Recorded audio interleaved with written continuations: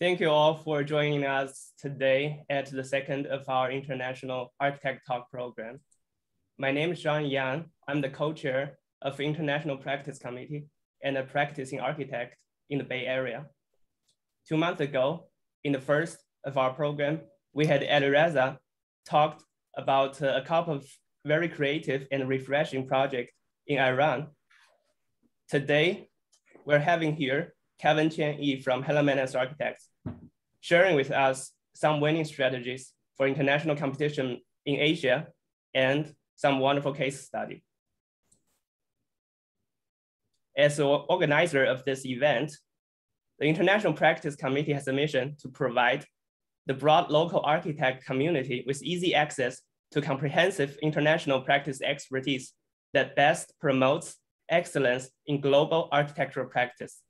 And without a doubt, today's event is the key component for us to achieve our mission. We're also looking forward to seeing you guys on Friday, September 17, on the International Parking Day event, and Tuesday, September 21, the Dogpatch Neighborhood and the Waterfront Tour. And both events are part of Architecture and the City Festival. So for detail and registration, you can find on arcandcity.org, or you can follow us on social media at AIASFIPC. Before I begin, I would like to say thank you to all our sustaining sponsors for our chapter, as well as our committee sponsors who has been supporting us to put all our international programs together. Last but not the least, I want to say thank you to our distinguished speaker, Kevin, the staff at AIASF, all the members from International Practice Committee, Peter Mueller, our chairperson, Marianne Miri, our past chair, who helped us reactivate our committee, and Fei Chong, the champion of today's event. And I would also like to say a special thank you to all of you who are attending. It is never possible for us to have such a wonderful event with any of the listed. So before introducing the speaker, I would also like to raise your attention on systematic racism, misogyny, discrimination behaviors, physical violence, verbal abuse, and any actions that perpetuate a climate of fear and racial inequities to all degrees. Especially, as many of you have already heard or even witnessed those violent behaviors in our Chinese communities recently. Imagine how terrible would it be if your 90-year-old father is suddenly pushed down to the ground and get badly injured, walking down a street in his own neighborhood during the middle of the day. As architects, we are together to build a better world, but this would never happen if we don't do anything to stop such terrible behaviors. Now it's time to introduce Kevin Chen, the speaker of today. Kevin is an architect and planner from Hellenic Architects. He has more than 19 years experience practicing in the Bay Area and in Asia. He graduated from Tsinghua University in Beijing, China, with a bachelor's degree in architecture and a master's degree in urban planning. After moving to the US, he earned a master's degree in architecture from the Massachusetts Institute of Technology. Kevin is a licensed architect in California. In addition, he's a guest lecturer at UC Berkeley and an active member of the Bay Area Council. At Hellenic, Kevin has led more than 70 international and domestic competition projects, including numerous winning ones. Therefore, he has more than enough credential to cover today's topic. Now, let me hand over the stage to Kevin. Thank you, Sean. So let me share my screen.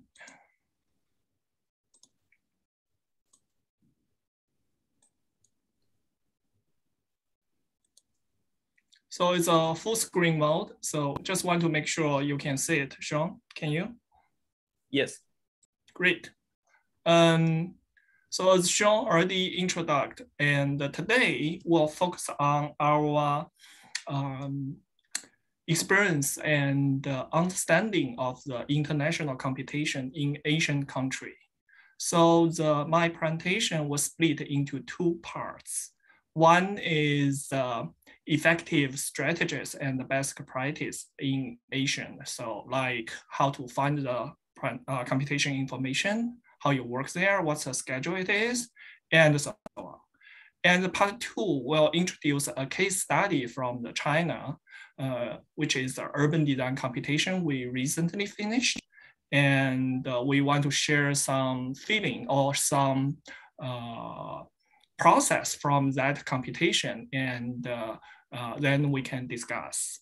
So for each part, we'll have a question and answer portion follow that. So feel free to ask me questions. So let's start with part one. Typically, to find international computation information, there will be several resources. But there are a lot of the different computation. So here, what I mainly focus on will be those computation in architecture field, means landscape, urban design, and building design. And also, this type of computation is usually opened for business entities, not like opened for the individual designer.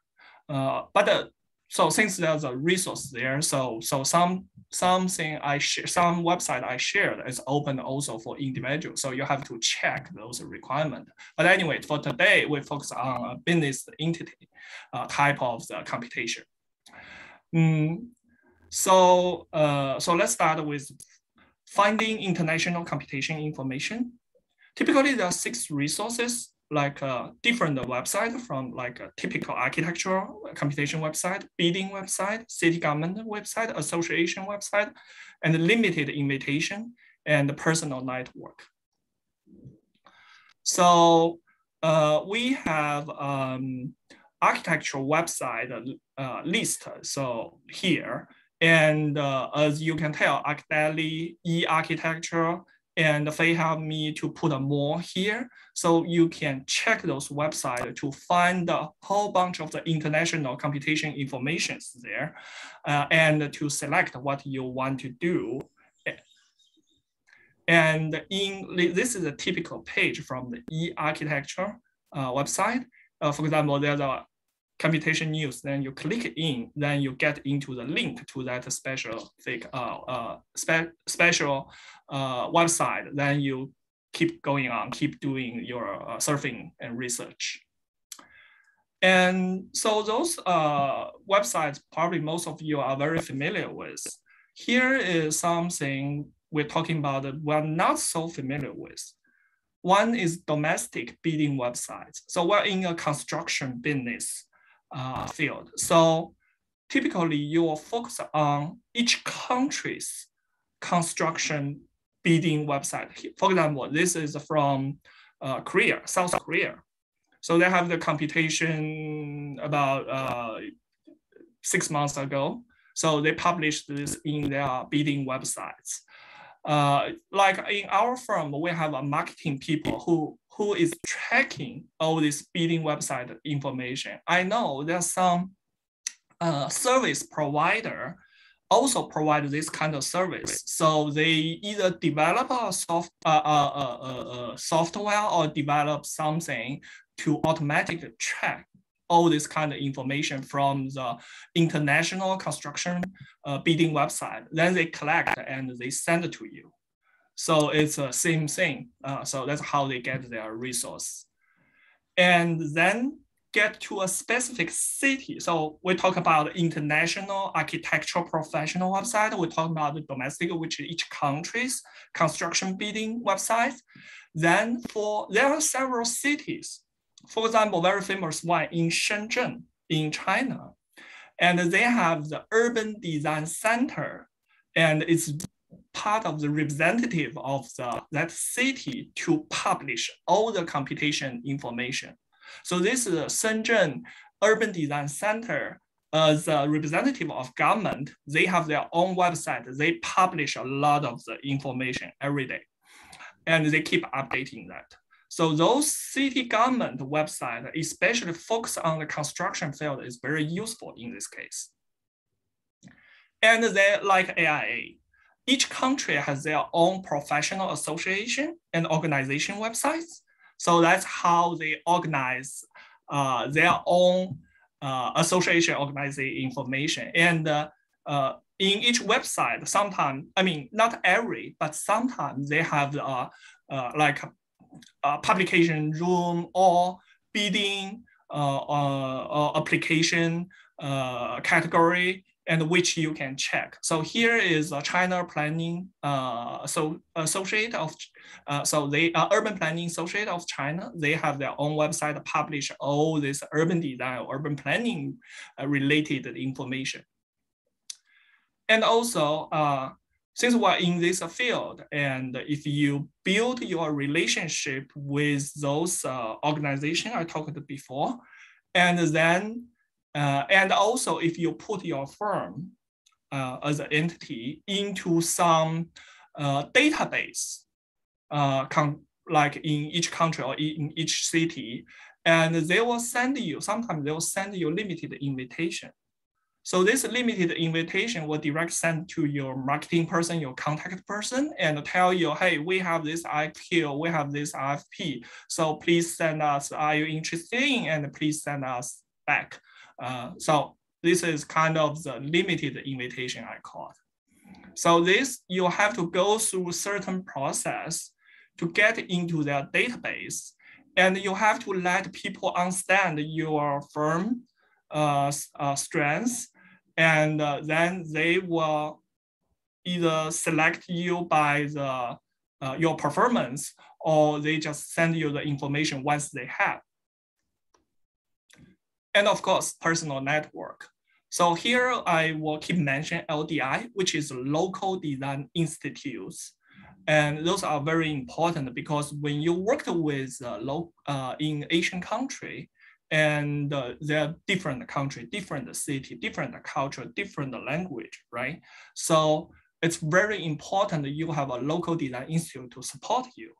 And it's not like a one-time relationship. Once you build a relationship with the local design institute and you work with them very well, and they will keep feeding you this type of the information. So that's become a part of the resource of this, how you get this computation.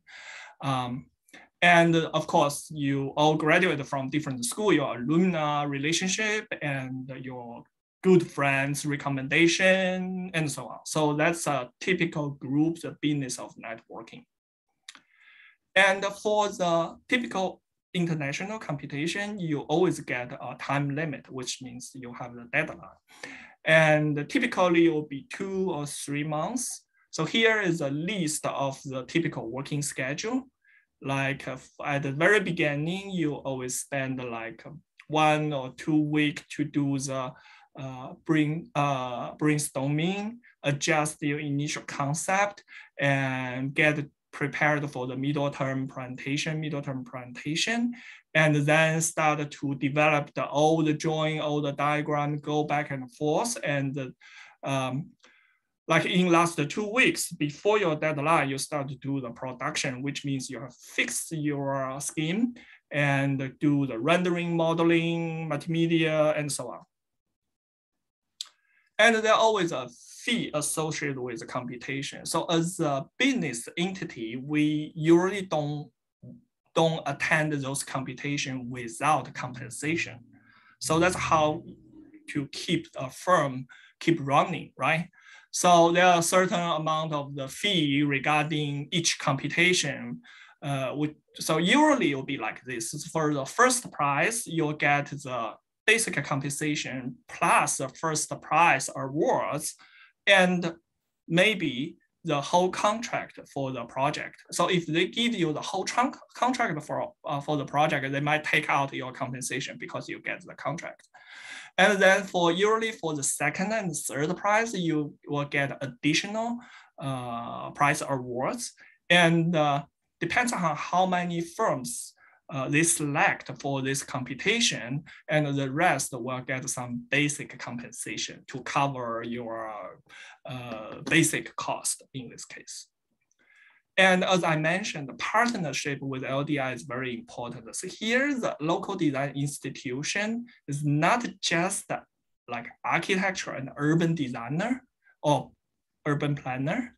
And it could be like the local user, local owner, government agencies who represent the government to organize all this thing, or to represent the government to do the project, actually, to implement project. And also, they are very broad of the local design institutions, like the strategy planners, civic engineer, lead consultant, waste manager, the experts, and so on.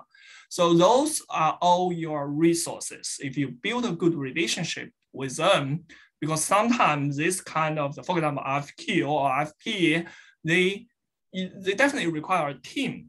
So the local design institute were looking for architectural firm like us, right? And to build a team to attend those competitions.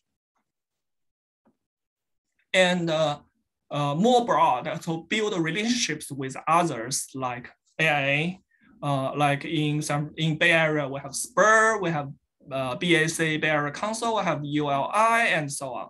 So we here I use our firms as an example. Architects, Hellman's Architects has all this relationship from the architecture, real estate, professional business, and so on and so on. And since we're working in Asian countries, then it's a 24 hours working cycle. So that means, like, for example, in a typical day, this is a 1 day of my calendar directly from the Outlook. So at 9 o'clock, you have a general project review with your own team, and you have a marketing meeting, and you have China project team meeting, and then have staff review. And you in the afternoon, you have the certain project internal review.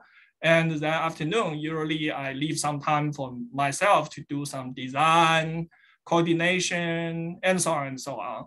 Then start from 5:30 or 6 o'clock, because that's Asian time, their time, 8:30 or 9 o'clock.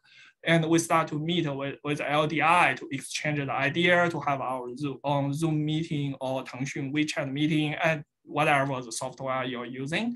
And that will continue usually for 3 hours. So that's 12 hours from the morning 9 o'clock to the afternoon, or to the evening 9 o'clock. So then that means LDI started their work, and you have 3 hours overlap with them. So they start work 12 hours there. So we call this 24 hours working cycle, which is really helpful for the international computation, because you work like the seamless continued this working pattern, and which will make your production very rich. So, and the deliverable, they always have in each computation, so they always have the requirement regarding deliverable, regarding what kind of strategy planning. For example, for the urban design project, here is the urban design project example. So what kind of the concept you have to provide, and drawing list, more drawing list, and more drawing list. And then for the final delivery, they require you provide the booklet. Sometimes they require you to provide a full version of the booklet and simplified version of the booklet. And then multimedia show. And then for some project, I mean, I will see like 50 to 50, or maybe 60 to 40%, kind of like that. So they will have a middle term deliverable requirement. So that means you have in the middle of your computation, you have to do a presentation to show your middle term result. So clients and organizers use this time to digest your concept and give you some recommendation and feedback, which is usually will be very helpful. And you'll have to do the final presentation. They will require you on-site to do the presentation. In these days, a lot of them happen in online conference mode. And you are required to play the multimedia show. I will show you some example. And then you will present personally and for the project. And typically they'll give you a certain amount of the time, for example, 30 minutes, 40 minutes, 1 hour, then give you like 10 minutes question and answer time. And of course, I mean, exhibition boards, physical model, and so on. So then the scoring and the jury, so they will select, for most of this computation in these days, they will publish jury's name. But for some kind of the big project, they won't let you know who is the juries because they want to keep that fair. And the jury will make decision together with the clients. And they have their own system to evaluate your submittal. So here is the point system. And they have to check if you fulfilled all the requirement, and they will vote.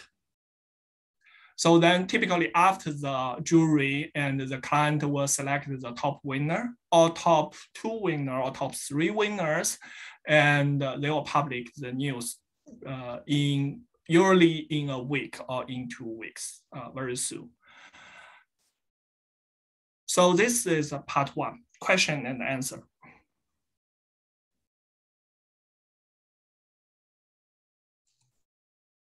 Maybe I'll start out with a few questions. Go ahead, Faye.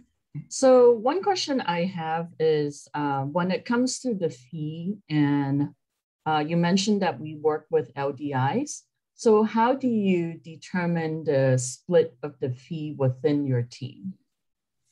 Yeah, it's always be in this kind of the model. It should be fair, and it's also will be determined by how many working load you will contribute in this computation. So that's from our firm.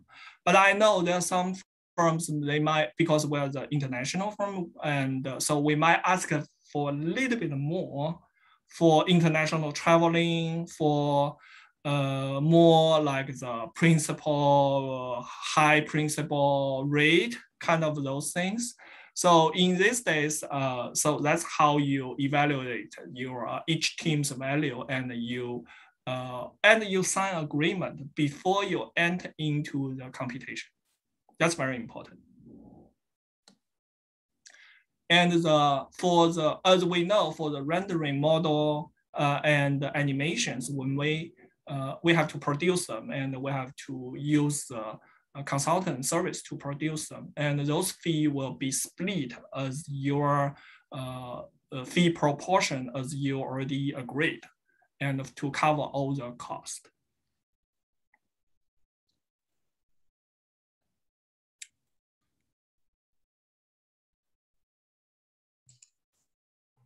Thanks. So we'll open the floor to questions by other attendees. So it looks like we have a question on the chat. What do you do if the client insists on proceeding without a contract? And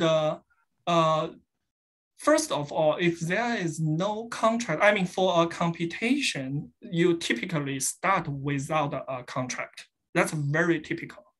And in this case, but there since it's a computation, since we always attend those computation, which has a compensation. So that means you get into the RFQ shortlist, and you will have an invitation letter, and that's part of your contract. You can consider that's a part of your contract because that's a formal invitation letter. And then you can start this computation process.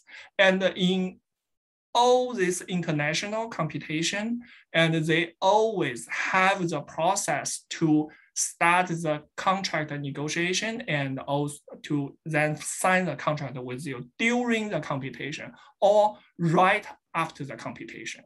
So since it's international computation, personally, I never have any experiences which the organizer didn't pay you. So that's how we deal with contract issue in these days.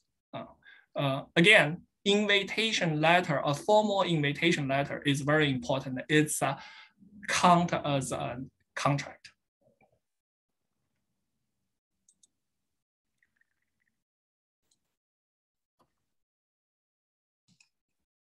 And can you tell us a little bit about the jury makeup?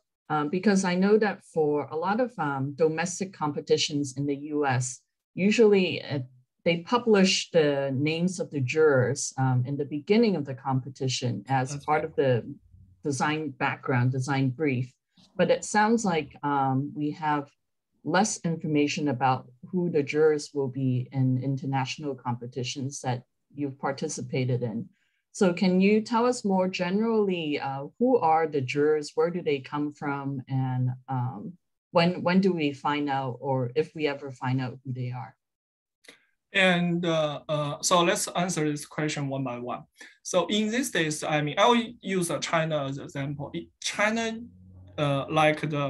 in China, for this kind of international computation, if it's an architectural computation, actually you have more chance to see jury's name before you even start the computation, just like all the typical international computation in other countries. But for urban design, urban planning, computation, usually you don't see those juries' name even at the end of the computation. And even, I mean, only when you see jury's name, probably is when they publish the result. So they will list who are juries and who is president of the jury team and so on. So then, if you are doing the presentation on site, and of course, then you will immediately know the jury's name. But at that moment, you are present your final submittal. So you have no impact on the jury. Jury don't know you. Or if they know you, they just pretend they don't know you. If that computation is numerous, which means you can publish your name in any of your documents and so on. So it's a very complicated system in this case. So we found out. So then we found out actually your if you do a lot of this computation, then your design work, your production, your delivery are most important thing.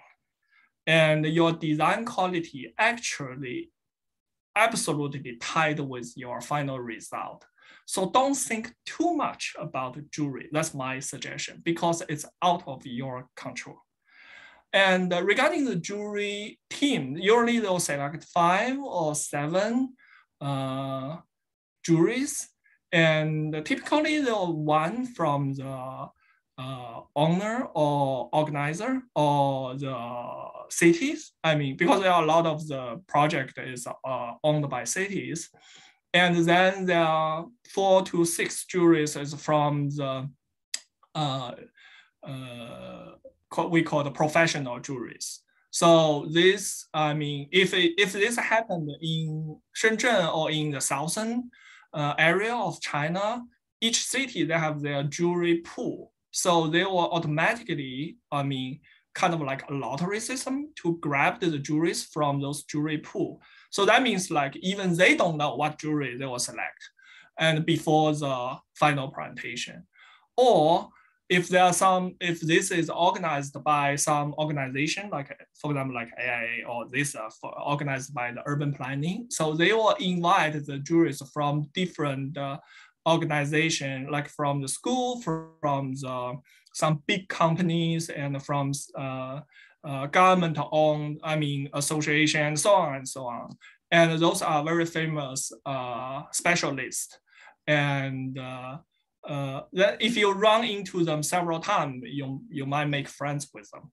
So anyway, so that's how they build up a jury team in these days.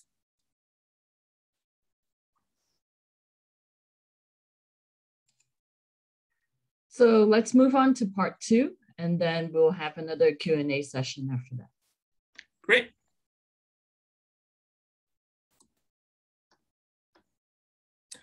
So as we talked about at the very beginning, today the part 2 is a case study, and this is an urban design project. So it's a Taihu Sun City Master Plan and Urban Design Computation. Taihu, this Sun City is near Suzhou. Actually, it belongs to Suzhou. It's near Taihu and not far away from Shanghai. So we'll see that immediately. So this is Taihu. It's one of the biggest lakes in China. And here is that Sun City right there. So we always start a computation. So we already talked about, you find the computation information and you get a select. Now you start to do a real computation, right? So this is urban design computation. And we start with existing condition and analyze. So we use Google. We use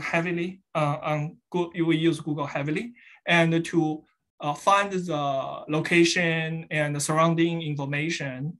And if you have a local branch, you can have your local branch co-workers to attend the on-site kickoff meeting and to take photos.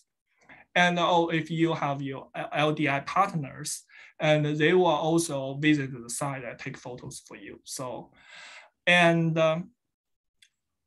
regarding the location in the cities, for example, this is our site, and this is Suzhou. If you know Suzhou, that's a very beautiful historic city, and the Suzhou Garden is very famous, right? So here is the core area of the Suzhou, and they have this kind of high-tech park. It's already built out here, and they are trying to build this new science city here. So that's a location in the city, and organizer will provide, in these days, usually organizer will provide tons of the data and information, and you have to digest them.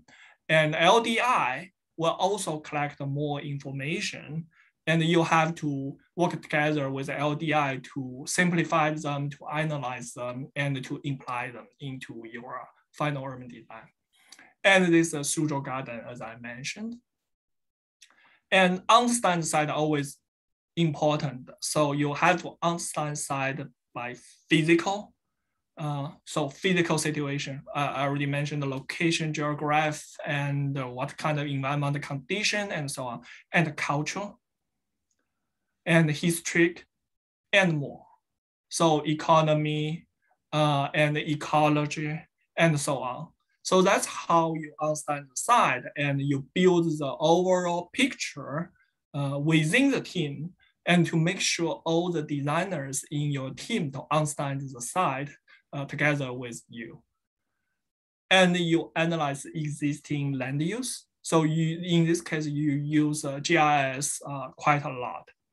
So you organize data and you subtract those data information from whatever the kinds provide you. Sometimes they provide you GIS information, and sometimes they provide you CAD material, and so on.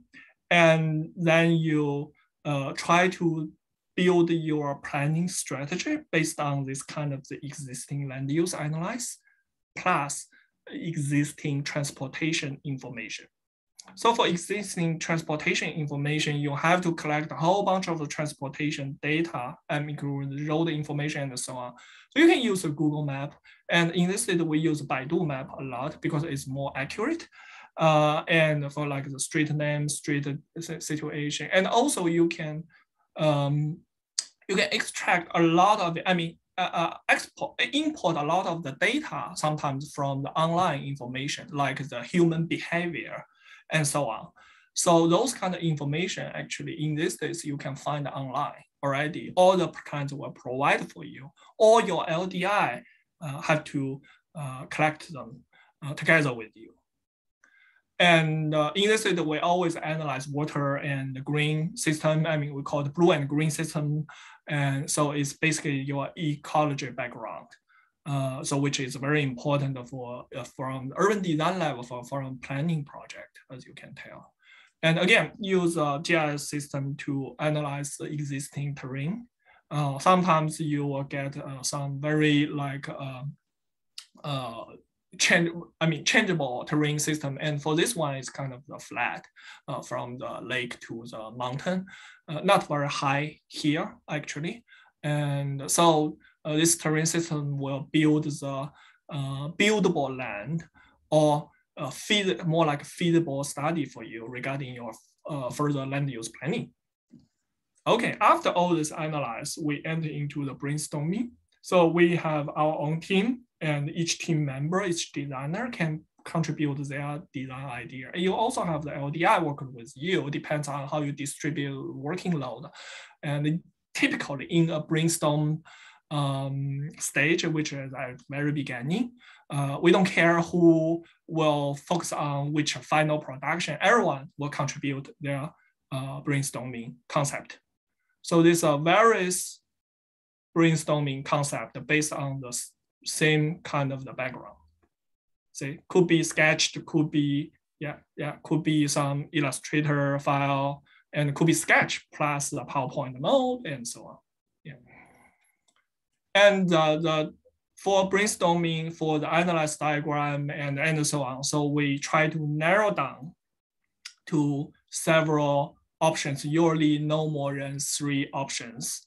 And if there is a middle term review, and we will use middle term review as a chance to show the organizer what schemes we are working on and let them give you feedback. For example, these 2 options, and Faye and I worked together on these 2 options. So one is one belt, 2 arms, one is the Z build of the mountain and water.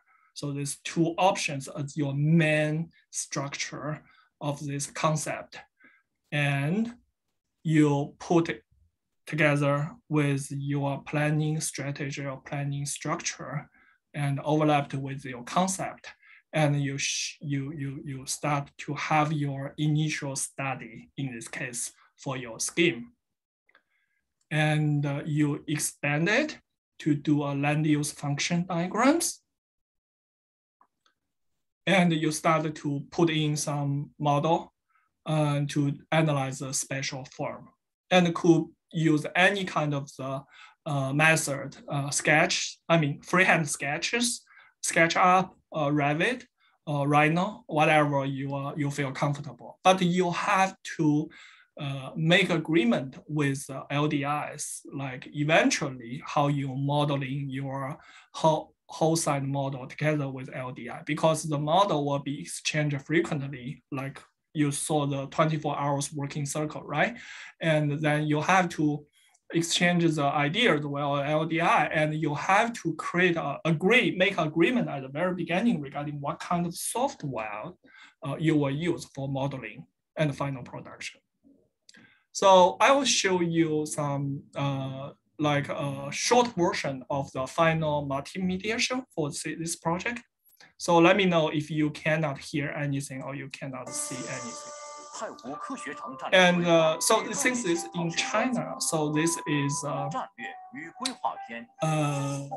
will be, it has to be presented in Chinese, but usually you have the bilingual subtitle there.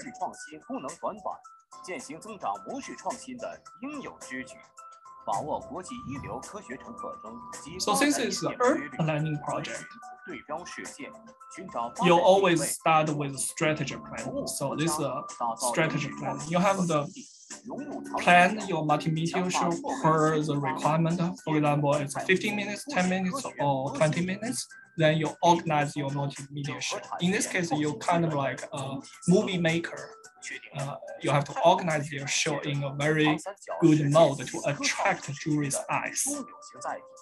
即以新工科、新装置、新模式为支撑的山水园林 And all these diagrams, majority of them have to be created by your team. 一流科研机构和前沿交叉研究平台三大核心功能体系，完善科学服务和城市服务两大配套功能体系，重点建设3至6个工程材料、医学等大科学装置，构建国际一流研究型高校体系，建设干细胞与再生医学、类脑智能技术与应用两大国家重点实验室，打造全国前沿交叉研究高地。And you want, I mean, in these days, like since we cannot do the international travel, so we will have our chief designer, in this case, Eric Lindquist, to do the presentations. But sometimes we want to control that in a like 1 or 2 minutes, and only focus on the key points. The humanistic characteristics seen in Suzhou-style embroidery and carvings of the traditional bridges and gardens. Third is to create a sophisticated urban features such as open universities, research institutes, iconic science labs, and highly efficient technological industries. Finally, in various scales from the large ecological unit of 4 mountains and 1 lake, we go down to the 77 square kilometer science city, then down to our 5 zones and 3 nodes in the 10 square kilometers of the core functional area. Here we construct spaces that integrate the ecology, humanities, and technology that are suitable to work and live and relax, which will have people enjoy the water island landscape of the Science City, embracing lakes and mountains. And you have to do the true animations for the project, and usually they'll require the 1 minute to 3 minutes. This is a true animation. It's cost a lot, but you have to deliver that. And it's also time consuming, as you can tell. Of course, you have the professional rendering firm to do this for you, but you have to coordinate with them. In this case, like LDI play a very important role in this case because they have daily contact with the rendering firm. But you also have to have 1 or 2 designers will focus on this coordination regarding the final production, including both renderings and animations.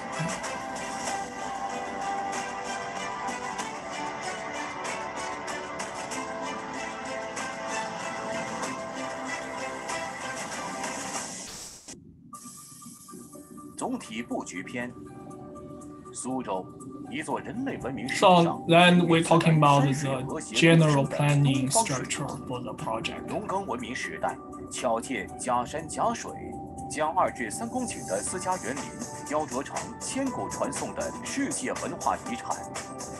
工业文明时代，活用真山真水，让200至300平方公里的东西两区成为国内新城新区开发建设的业界标杆。生态文明时代，走向2000至3000平方公里的太湖世界级湖。And all your existing analyze, which we talked, could be part of this presentation, and actually it's required sometimes. 交相辉映，东西联动，环湖共振，区域一体。And it's all about storytelling in this case. So how you get your current concept is based on your previous existing analysis. 太湖科学城将联动东部以姑苏新材料实验室为核心的22.7平方公里的姑苏科学园，合力打造苏州综合性国家科学中心。崛起的太湖科学城将成为苏西两市空间联动与科创互动的枢纽节点，进而联动北侧无锡市太湖湾科技创新带，以及南侧 G60科创走廊上的重要节点城市湖州，共振形成新时代环湖发展的新动力。四山一湖的生态基地。四山一湖作为相对独立的生态单元，通过连山接湖的6条指状廊道自然生长，构成了77平方。And as you can tell, your brainstorming concept actually will be carried into the final production. 将以学术和科学为核心，形成集学术、科学、技术、产业的科技全产业链条。规划形成以庄里山为滤河，以大科学装置、科研平台 And your rendering as a base will tie together with all your design concept and your planning 科 strategy. 学城外围环，太湖科学城的双环科创产业链由此诞生。轴带引动、三合驱动、四驱联动的新苏式空间。规划通过生态底、科创链、服务轴、居住街、慢行廊5位一体的总体构思，整体形成轴带引动、三合驱动、四驱联动的空间结构。一轴，太湖科创发展轴；一带，滨湖田园生态带；三合，科学城综合功能河，东侧城市服务河，西侧城市服务河。四区，科学城核心功能区、产业转化区、东西2大城市功能服务区。规划通过营造河、湖、溪等多样的水环境，凸显水运特色，并以岛状空间模式，科学布局教育科研、商业商贸、商务办公、文化休闲、生活居住、娱乐康体、产业等用地。规划建设用地面积为47.28平方公里，占规划总用地61.36%。其中，教育科研用地6.43平方公里，工业用地5.51平方公里，居住用地7.03平方公里。And provide key data and put some numbers there, and will emphasize your design concept and to let the juries to remember your scheme. Remember, you will compete with other teams. Usually, it's 5 teams or 7 teams, or even more. So you need to be recognized and be memorized by the 规划 juries. 通过保护和发掘丰富的民风民俗和历史遗存，构建城在水畔、水在城中的湖岸、乡野、城区的3级城乡图景。翻影霞飞、城湖画境的新苏式空间自然浮现，有机生长的开发时序，近期聚焦创新园，放大策源效益，中期延长创新链，加快学研联动，远期完善服务圈，强化区域联动。概念性城市设计篇，本次概念性城市设计的重点是10平方公里科学城核心功能区。核心区规划结构为一轴、2带、3合。You see how these 2 belts concept applied into our final production. 寓意结绳记事、知识起源，象征非遗苏绣、编织艺术，以山水之节为骨架，形成3合、5园、16岛的功能结构。3合为活力 TOD 合、创新服务合、湖石文化河，5园为大园大学园、活力 TOD 园、科学装置园、交互平台园、生医科创园，16岛为16个细分功能岛群。在此功能架构基础上，提出湖山科秀、水岛园景设计主题。太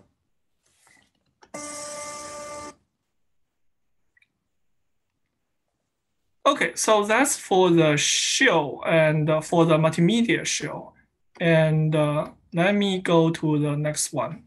So that show is 20 minutes. And since it's all in Chinese, so I will just present the rest of 10 minutes in a slideshow mode. So this is what we're doing actually in an on-site presentation. You have to play the multimedia show, right? Then you have to do your presentation, on-site presentation, or by the online conference.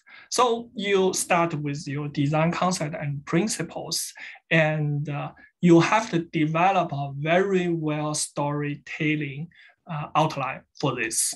And you have to, in this case, for this Asian countries computation, you have to create a very high quality diagrams for that to attract people's eyeballs in this case. So we create this design concept called lake mountains and water island. So all this tied into one very strong graphic, well-designed diagram to show this concept. So, and you break it because that's a very complicated diagram. Then you break it into the different pieces to re-inform your design theme: lake mountain, science beauty, water island, and garden place. And you use a very simple but strong planning structural diagram to show your basic concept. Basically, we have a special belt and a function belt, and it's tied together. So that's our main concept. These two belts tied the mountain and water together as nodes. And the nodes actually means knowledge. Knowledge means science city. And the nodes is a Su ambassador theory. That's a history and a culture, what they give to us. So all this tied together by these two belts. That's our planning structure diagram. And then you show them full image of the project. And you have the function structure diagram which has 5 zones and 3 nodes. And we will select 2 zones and 2 nodes for today's presentation.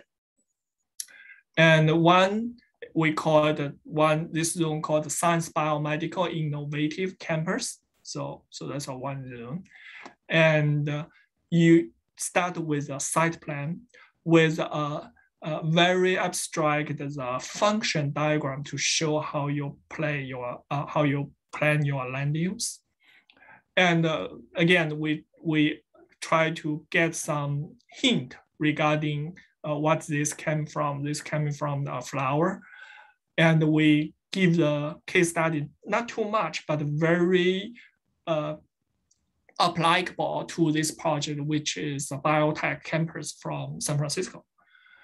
And you do exploded diagram to show various function, administrative, commercial, entertainment, green space, science building, residential, biotech company, biotech firms, office, and so on. So as you can tell, it's a mixed use campus in this case.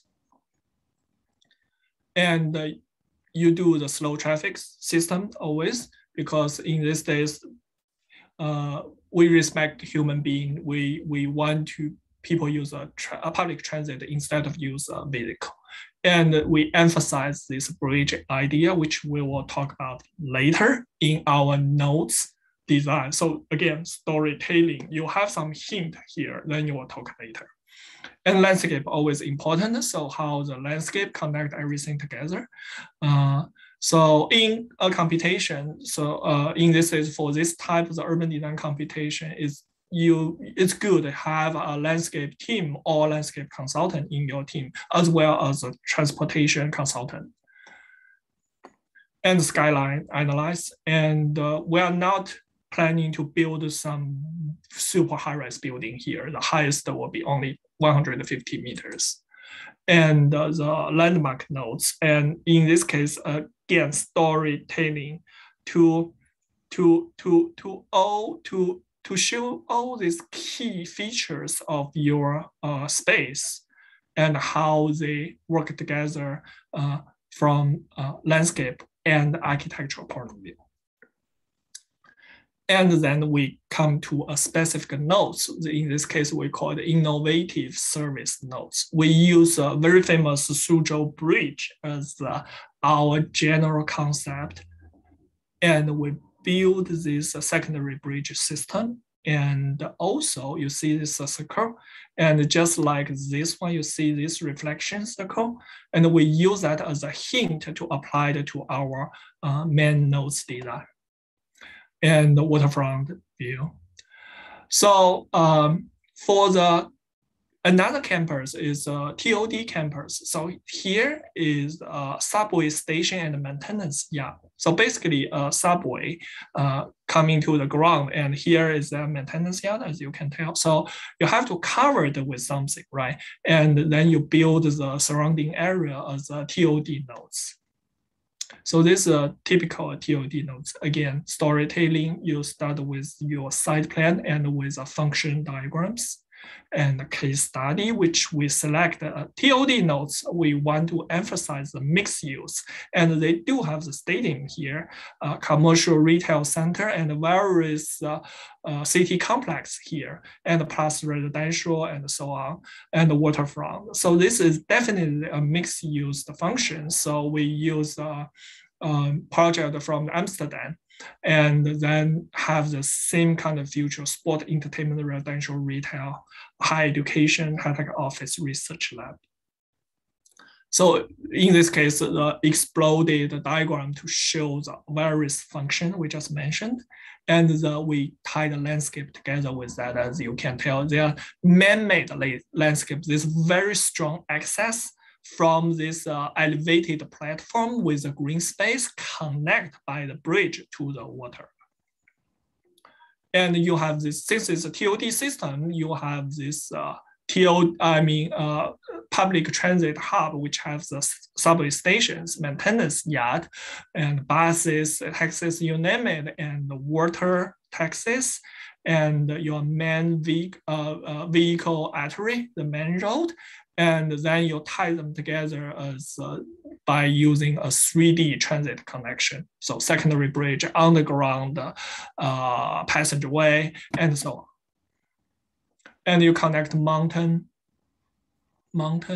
and water to your project, and you build your spatial shape. You analyze your spatial shape. So basically you respect mountain. As you can tell, we don't put any high-rise building there, but you put another man-made kind of like small hill here as a twin peak of this project. Yeah. Then you show your featured nodes, which landscape together with architecture.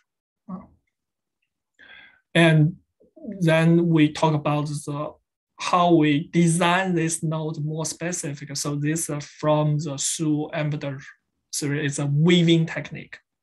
So it's just like a needle with a fabric, right? A needle, and connect everything together. And so this enlarged the nodes site plan. And more, when we talk about nodes storytelling, we start to talk about the detail about the street interface and your building shape and how you organize your platform. And then the detail of this transit hub, the TOD system, the transit hub of underground space connect with above ground public transportation system, and then connected with a secondary elevated pedestrian system. And bikes, cars, and the trains, everything, all these kind of transit methods. Kevin, hello, Peter. I just wanted to do a quick wrap up to respect everybody's time, but also let everyone know that Kevin is available afterwards to continue and also to participate in more informal networking discussions. So we'll just do a quick 3-minute close and then transition over to open mic. Is that okay, Kevin? No problem. So I'm done actually. Yeah. Oh, good. Perfect timing. Yeah. Yeah. I just want to quickly thank our speaker, Kevin, and also the chapter staff, the committee members, our co-chair, Sean, our immediate past chair, Miriam, and especially our event champion, Fei Chong, who organized quite a bit of this and had the original vision. So thank you all, as well as our attendees. Again, to reiterate for the message that Sean brought across at the beginning, the committee is got this information on our website that we encourage everyone to be a part of providing more safety for everyone, and especially, again, any kind of racism, misogyny, and other discriminatory behaviors that lately have led to violence and needs to stop. So just a quick message from the committee. Also, as Sean indicated, there are now links. I put one of the links in the text box for the upcoming tour of the dog patch. And we also have the parking day event. We'll have tours, and I encourage you guys to meet us in front of AIA for that on parking day, September 17th. Thanking our sponsors who help keep the chapter running, and also our International Practice Committee sponsor for 2021. Thank you guys. I'm gonna ask Kevin to share his screen again, if you would like to, and Carson will open the mics for those of you that agreed to open your mics, and you can get on screen as well. Thanks.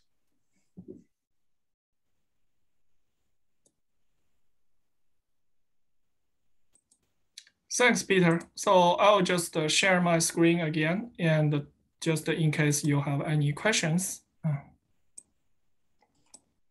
Kevin, I do have a question. So everything you described, it sounds very positive, and we were able to win this competition. But what are the challenges of doing international competitions? I mean, first of all, you have to get into the short list. That's one of the challenge, because if you don't get into the short list, you don't have the project at all, right? So that's one of the main reasons we talked today. So I try to show you all the information and what we have done to get ourselves into the computation first. So I showed all the resources from my personal experiences or my firm's experiences. And also I shared one point, which is you have to work with a nice LDI to help you to from the very beginning to the end. So that's very important. And second, you have to summarize this, because you cannot win every project. And some project you might get a very low rank. So in this case, you have to summarize what you gain from the last computation and what you will do for the next computation. And third one, you have to use the middle term as a very good opportunity to understand what clients want. And because clients have their specific target or goals for the various computations, so you have to understand very well and provide the things to help them solve their problem. And the last one, you have to work very hard. I mean, like we mentioned, this is almost like a 24 hours non-stop working process. So you have to work here for more than 12 hours, and LDI have to work 12 hours there. So a lot of the communication, online meeting, coordination. So all this together, I mean, you have to work very hard in this case and to get a very good, very high quality final production. And if you ask me what's the most important thing, I think your design scheme, design concept is still the number one most important fact to help you win the computation. So in these days, we found out actually we spend a little bit more time at the very beginning on the brainstorming level will help you for the final production. Like what I showed today, the brainstorming concept actually carried into the final production. And we win the first prize of this computation, by the way. I think like all this add together to help us to win the first prize. Okay, Faye.